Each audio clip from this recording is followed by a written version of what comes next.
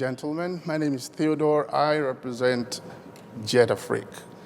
And my colleague and co-founder Hassan is sitting somewhere there looking at me. I think the best way to introduce Jet Afrique is to start by saying that we are a product of distillation of a lot of airlines out of Nigeria that flew beyond Nigeria since 1994 till date. We are not personnel that you're going to train in the region. The only difference is we're starting a hybrid product because we've looked at the market and we feel that's the best way to go. In a couple of minutes, I'll probably try to convince you to believe me. Now, why Jet Afrique? You know, I don't really believe in platitudes, but I believe everybody knows that the vehicle of meaningful exchange of transport, which is a derived demand. And outside of the embarrassment of Africa always being known as a thin market, I don't believe sub-Saharan Africa is adequately connected. I have had the privilege of working for about 7 airlines in Nigeria, and I've been at the forefront of the expansion in the region. I have quite a few of my colleagues here who can buttress the point and say that I'm telling the truth. And every now and again, people have come to me to say, you got it right to a point, and at some point you were on short final approach. What went wrong? I think it's all about the model, really. I think it's about the lack of cohesive thinking through the business plan. I think it has a lot to do with inability to perhaps fully conceptualize the meaning of successive perpetuity in an airline operation. You will probably be embarrassed with me, or for me, when I say that I have seen a number of airlines that are not quite clear whether they are a legacy operator, a regional operator, a network operator, or for that matter, a hybrid or low-cost operator, not just in Nigeria. So anyway, in the last 50 years, the world has become increasingly more connected and technologically advanced. And at the forefront of this move is the need for more interdependence in the airline industry. I will throw on my experience to buttress the points I'm trying to make. As a station manager in Abuja some years ago, when I was a lot younger, we had management that were, shall we say, that agreed to disagree. They were not too friendly with each other. And oftentimes, you had an aircraft on ground and the tickets have been sold, and aircraft is full. And the station managers were in a quandary because the 2 managers do not know how to approach the buses and say, can I transfer the passengers so they get to Lagos? And so we agreed on what is called a local supply side kind of interline agreement. Between us, we had a gentleman's agreement where we endorsed passengers to a carrier, took the passengers to the destination, and then sorted out the finances without even the bosses knowing. And it helped somebody like me. I got commended for it. You know, I was thinking I was going to get sacked, but I got commended for it. Now, Africa as a continent is alive and throbbing, like talking drums.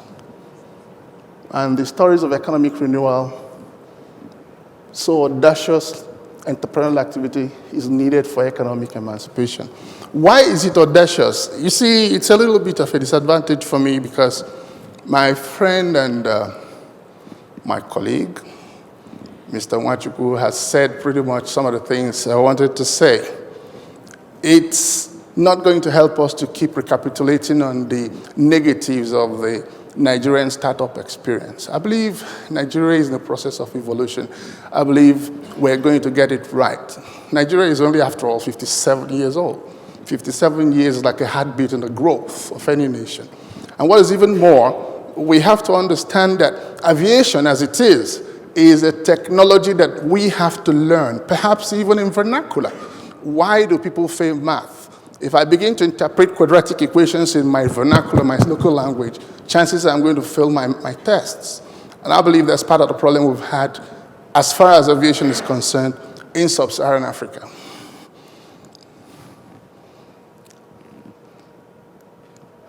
Now, for Jet Afrique, we believe experientially that the market is still underserved and not adequately connected. For instance, you find out that in some cases, in fact, the last time I went to the Congo, I had to go to Addis Ababa and spend the night before I ended up in Kinshasa. That's not proper connection. I could give 1,000 more examples like that. We need to look at the landlocked nations. We need to look at the portfolio airlines. We need to look at the negatives of some of the countries that cannot sustain an airline operation, and we have to find a synergy that is going to work to incrementally develop the region. It's not really all about nickel and dimes. Sometimes, because of globalization, because of the emerging middle class, because of the fact that really aviation has a multiplier effect. It has a major impact on tourism, has on the hospitality business. It even helps intermodal development and relationships where there exist. As Mr. Diko Machuku has already said, we have an issue in sub-Saharan Africa. The road networks are not there. If they're there, they're full of potholes. The ships are not there. The cruises are not there. The trade lines are not cohesive enough. So really, unfortunately, you have to do a quantum leap to aviation, and it doesn't come cheap, but it has to be done. Airline startups are tough, but Jet Afrique has a smart reason foundation that will help it build sustainable demand for its intrinsic advantages and benefits as a new entrant. The reason is because we are not a group of people that you're going to teach about the region. What is really key here is how do you get into the region, develop the market, and sustain it?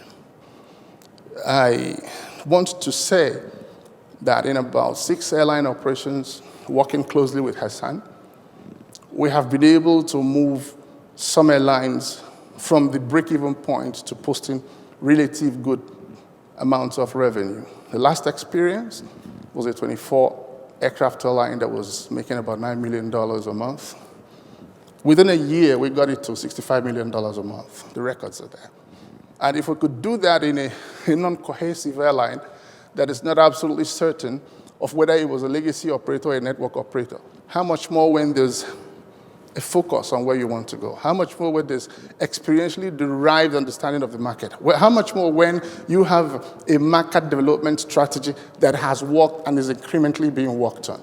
That is the import. That is the emphasis of Jet Afrique. Now, the intention and mission is an Afrocentric initiative covering the West and Central Africa with the simple objective of providing a seamless, well-connected service and network that should give every potential traveler in the region a sense of belonging. The name Jet Afrique, I'm sure somebody would ask, is an olive branch to our Francophone neighbors and trends, which is consistent with our brand posture. We have 2 other subsidiaries, Jet Afrique, which is basically into tourism, and Jet Afrique, which is our destination management company emphasizing business travel. But this is about Jet Afrique. Now, it is a product of distillation of diverse aviation and tourism development experiences over a period of 15 to 35 years in Nigeria and in Africa, with the best practices in industry as a main objective of the airline.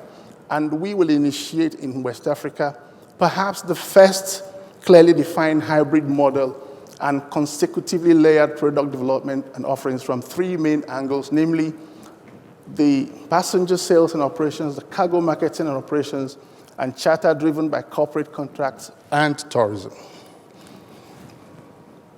Now, anyone would want to say, why the hybrid model? I'll tell you why. It is true, like the last speaker said, that people don't really believe the low-cost model will work in Nigeria, or for that matter, anywhere in West or Central Africa. And the reasons are clear. I don't want to repeat all that he said. The secondary airports are not there. The regulatory authorities are not helping. And again, the cost of acquisition of these aircrafts are not cheap. Fueling initially was about 25% of the direct operating cost of an aircraft. Now fueling is shooting close to 55% of the operating cost of a specific aircraft. Therefore, we want to look at a contingent model. And this model, I use the word contingent because it's a bit fluid as an application. On the thin routes, Africa is always called a thin route anyway. We are going to do point-to-point. We're going to right size, looking at the origin and destination figures. On some of the routes, because there are passengers quite all right, who may accept low cost in principle, but will not fly anything that's not business class. We have about 20% category of passengers like that. That means that a number of aircraft within our proposed fleet are going to have skeletal business class services. And that's why we talk about the hybrid model. We are not going to get involved in anything legacy or full option.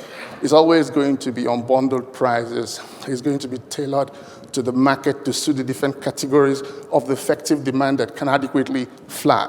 But the important thing is we're going to tap into the middle class that is increasing and make sure that most can afford to fly. Because at the end of the day, I wish everybody could fly, but it's still a service you have to pay for.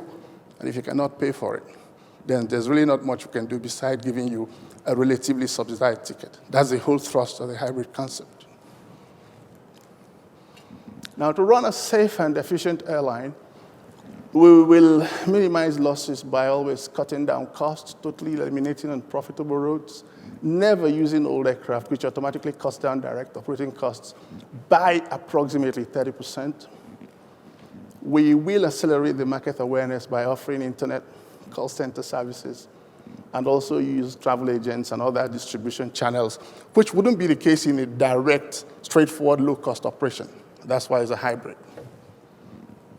Now, we will also run an all-economy configuration, which I just said, on some aircraft, and operate strictly point-to-point, but some designated, more robust routes, depending on the stratification of the client base, will have a business class option depending on market segmentation. There are already innovative ways of seat allocation and check-in, et cetera, basic in-flight frills and simple frequent flyer programs that are in place. We're talking about them already. And fleet commonality is very key and gives greater flexibility to deployment of crew. It is actually true that in my own experience, I've seen airlines that have more than 6 or 7 different types of aircraft all at once. They're either very brave or have very deep pockets, because I think it's basic common sense to understand that commonality invariably reduces costs. Now, when you're talking low cost or hybrid, it automatically means ancillary revenue by creating sales beyond tickets, either directly or indirectly as part of the travel experience. This portfolio approach is what has worked in sub-Saharan Africa, because I've actually had the experience of working in an airline where the aircraft operating certificate only had passenger operations on it. And I had to ask why. I understood there were concerns about doing cargo. I did not get a valid reason why there was no charter, and I insisted that it had to be done. And we have it on record that in the first 3 months of starting cargo, we had about $3 million every month revenue that was being lost because I wouldn't know whether the product knowledge was not there, or perhaps it was just a management decision that it had to carry only passengers. In my experience, since 1994 till now, you have to put it in a layered manner. You have to start with charter, driven by tourism, etc.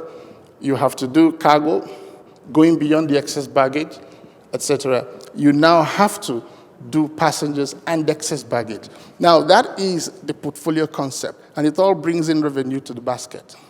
We do not have such a robust market, and there are so many wannabes in the industry. Therefore, if the business is going to sustain, there has to be different avenues for you to make money. The prevailing market situation in the last 2 decades in Nigeria, the development of the economy and improved disposable income has led to increased demands for air travel and charter operations. That's a fact. But since 2013, many Nigerian airports have had record-breaking traffic demands. Luckily, FAN is here. They can attest to that. In contrast with this, domestic operators have experienced difficulties of meeting local travel schedules. This is consistent, really, over the region, truth be told. Now, these facts indicate a clear potential to initialize a new company that could take the market left open by deficiencies before the incursion of major foreign carriers into the Nigerian regional market. It's painful, but you see, it's something that has to be said that when you talk about bilateral air services agreements, you begin to wonder the actual and the assumed definition of these terms. You find some foreign carriers actually getting fifth freedoms within a country like Nigeria, maybe elsewhere. And I wouldn't know why, because I don't think any Nigerian carrier will get that concession outside of Nigeria, or within Africa for that matter. I should know, because it's been my job to get these approvals for many airlines in and outside of Nigeria, mostly over West and Central Africa, for the past 23, 24 years or so. Now, Jet Afrique wants to reap the benefits of the growing oil and tourism industries, which are currently being serviced mainly by foreign carriers. The justification, I just took this quotation that there are more than 1 billion people in the African continent, 1.2 billion according to recent estimates, which is home to just 3% of the world's aviation business. That's a shame. Says that Winter, that's a former CEO of Tanzanian-based FastJet, a low-cost concept. It is clear that the continent remains in desperate need of improved and affordable aviation connectivity. We keep emphasizing this word connectivity because that's the only way it's even going to make sense. Now, opportunities to the African aviation industry. Air travel is essential to the prosperity of Africa as it opens up opportunities that did not exist before. And upgrading the environment is one of the driving forces of regional integration in the continent. Better connected African countries and regions through a viable air transport industry ought to be the catalyst, the galvanizing force that can boost inter-African business, trade, tourism, as well as cultural exchange. Now, developing the aviation industry may also represent an opportunity to mitigate chronic transport problems faced by the 16th landlocked African nations, of which Rwanda happens to be one of them. And Jet Afrique will aim to contribute a solution to this problem by connecting people and cities with our proposed route network. Over the two past decades as well, the development of the economy has improved in Nigeria. Disposable income has led to increased demand for air transport and charter operations. And I think I've done this before. Sorry about that. The way forward. Now, we feel that the loss-making business model prevalent in sub-Saharan Africa must be abandoned in favor of a more liberal playing field, free of government intervention. Perhaps it's a bit too early for me to say that I'm not a good advocate of government interfering in airline operations in Africa anyway. Now, a participative airline operations will improve the open skies, will prove that open skies can work. In my experience, I think Yamoussoukro is even working incrementally piecemeal. I've gotten approvals in quite a number of countries for Nigerian airlines without any problem, from the third and fourth freedom to the fifth freedom, and they always said in the spirit of Yamoussoukro. So I believe if we're closer and we look at our issues and discuss our diversity and have a positive act of will to work together, I think we can get things done. Now, although the fundamentals of running an airline is similar across the globe, Africa possesses attributes that are manifestly unique. They're actually sui generis, in the peculiarity of our continent. And Africa is on an upward economic growth path anyway. This means aviation has a critical role to play in Africa and will be the cornerstone of its development due to the lack of infrastructure within the transport corridors at the moment. And African airlines need to position themselves so that they can exploit the wealth of opportunity the continent offers. They need to adopt business models that are sustainable in the African context. And this is the idea behind Jet Afrique. Over the years, so many airlines have come and gone.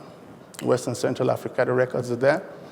And since liberalization in the early 80s in Nigeria, over 150 licenses have been granted, of which less than 15 are active at the scheduled airline services level. The aviation industry, and particularly airline operations, is capital intensive and technically demanding. We know that.